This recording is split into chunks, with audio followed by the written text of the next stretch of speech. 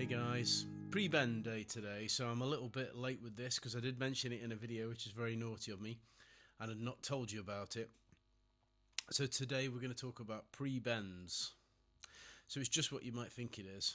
I've pre-bent a note, and then I am going to either play it in the bent position, so it's pushed across the fretboard by my finger, or I'm going to release it, so you hear a higher note descend in pitch back to a regular fretted note.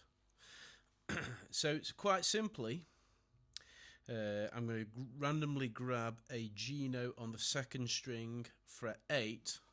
I'm going to bend it up to an A and then release it. So it's bent to the equivalent of fret 10 and releasing back to the fret 8 pitch.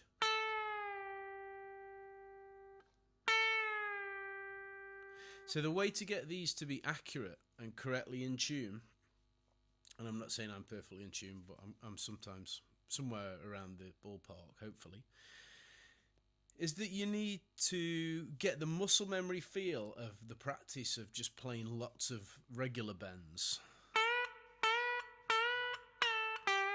So if I keep feeling that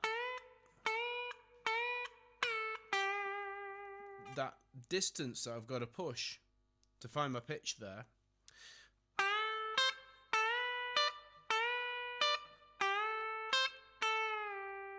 then I can basically kind of calibrate my hand to begin in that position. So I can hold my note, there we go, in the bent position.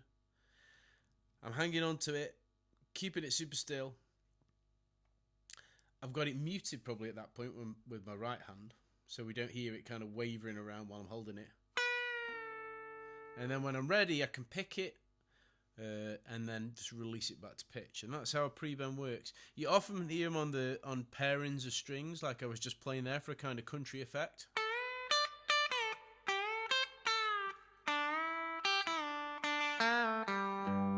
That kind of a thing. So there's a lot of pre-bends that you hear like that, and that's because of the pedal steel guitar and the way that you can hold a pedal down to push a note up to a pitch and bend, pull the string, push, pull, bend. Let's settle with pulling the string. And then you can have that string at a higher pitch with the pedal down in advance and then release it to pitch, just like we're doing with our fingers. Not so much a bluesy bend, although you do hear it in bluesy bends. If you think about the great blues guitarist Albert King, so he would often use them in his licks. So I'm talking a little bit more than I usually do about licks, so it's probably a good idea if we try and do something maybe more practical for the next video, where we play a little solo or something. Maybe we've got a pre-bend in that video. But yeah, I'm glad we've thought about it. Doesn't have to be on string 2, it can be any of them, but strings 1, 2, 3 are probably the best for finding a pre-bend.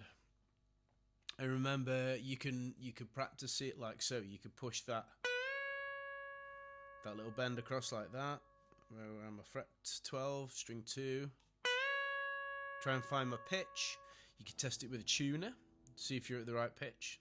That's a really good thing to do, because whenever I do that, I realise I'm a little bit out.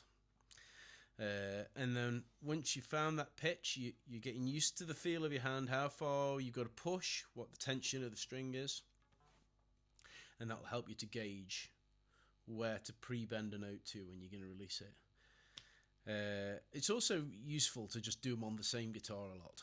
So if you're a telly player like me, I usually play tellies almost exclusively, although I do dabble around with my other guitars I have here that you've seen on the other videos.